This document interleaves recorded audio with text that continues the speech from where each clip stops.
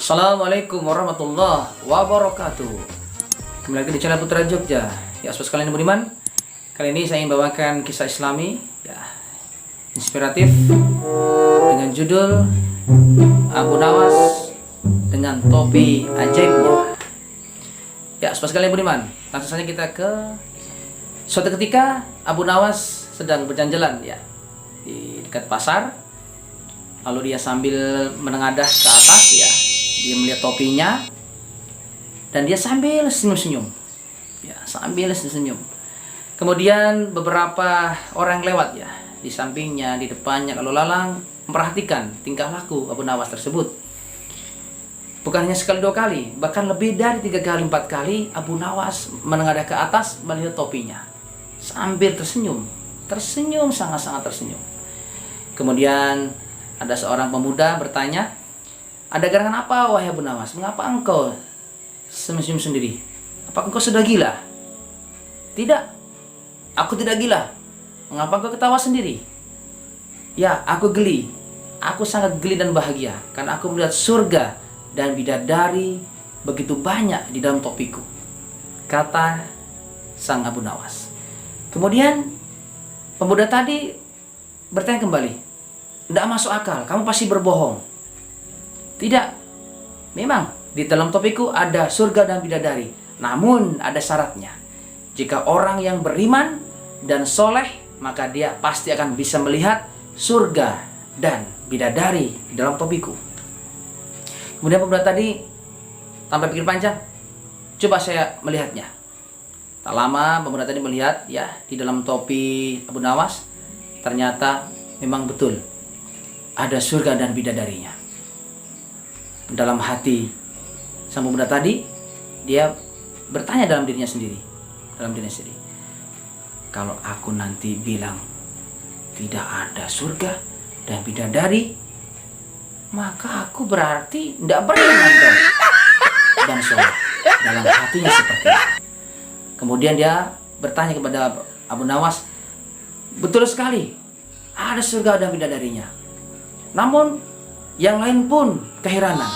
Masa sih? Tidak mungkin ada surga dan bidadari dalam topi."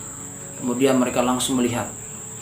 Singkat cerita, ada yang memang melihat dan ada yang tidak. Tapi kebanyakan banyak yang tidak melihat. Mereka protes dan melaporkan ya kelakuan Abu Nawas ini kepada sang raja.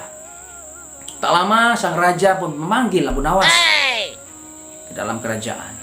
Lalu kemudian Abu Nawas mendatangi kerajaan dan bertemu dengan sang raja. "Ampun sang raja, apakah engkau memanggilku?" "Ya betul Abu Nawas. Ulah apa yang kau lakukan hari ini? Mengapa banyak masyarakat yang mengatakan bahwasanya engkau telah berbohong, bahkan engkau telah bermimpi bahwasanya engkau mengatakan ada topi di dalam surga. Di dalam topi ada surga dan barisan bidadari." "Betul wahai sang raja, memang betul di dalam topiku ada surga dan bidadari. Namun itu hanya orang-orang yang beriman saja dan soleh yang bisa melihatnya." "Betul demikian Abu Nawas?" "Betul saja." "Baiklah, sini saya coba, saya lihat topimu." Kemudian dibukanya topinya ya. Ternyata memang raja melihat bidadari dan surga. Namun dalam hatinya dia mengatakan, "Kalau aku mengatakan kepada orang-orang tidak melihat surga dan bidadari, maka aku akan malu kepada umatku. Aku akan malu kepada pengikutku, masyarakatku." Kemudian dia mengatakan dengan lantang, "Ya betul, di dalam topi Abu Nawas memang ada surga dan neraka. Surga dan bidadari." Ya, seperti itu. Kemudian masyarakat semuanya mengikuti apa perintah sang raja. Ya sobat sekalian beriman, dari kisah yang pendek ini kita bisa mengambil kesimpulan bahwasannya seseorang yang mengalami dilema ya, mengalami kondisi di mana dia harus berbohong demi reputasinya, demi jabatannya, maka dia pasti akan berbohong. Orang akan berkata tidak jujur ketika dia dalam kondisi tertentu yang mengharuskan dia tidak jujur karena dia ingin mendapatkan sesuatu, maka dia harus terpaksa berbohong. Demikian juga dengan cerita tadi, bahwasanya Abu Nawas memang dia ulahnya memang antik sekali, ulahnya memang unik, dan ternyata semuanya ya, terperangkap dalam jebakan atau kata-kata dari Abu Nawas. Dan apa yang terjadi ketika sang raja dihadapkan kondisi seperti itu? Dia harus terpaksa berbohong demi reputasinya dia di depan masyarakatnya. Sobat sekalian budiman, janganlah kita meniru seperti itu. Kita berusaha untuk apa adanya.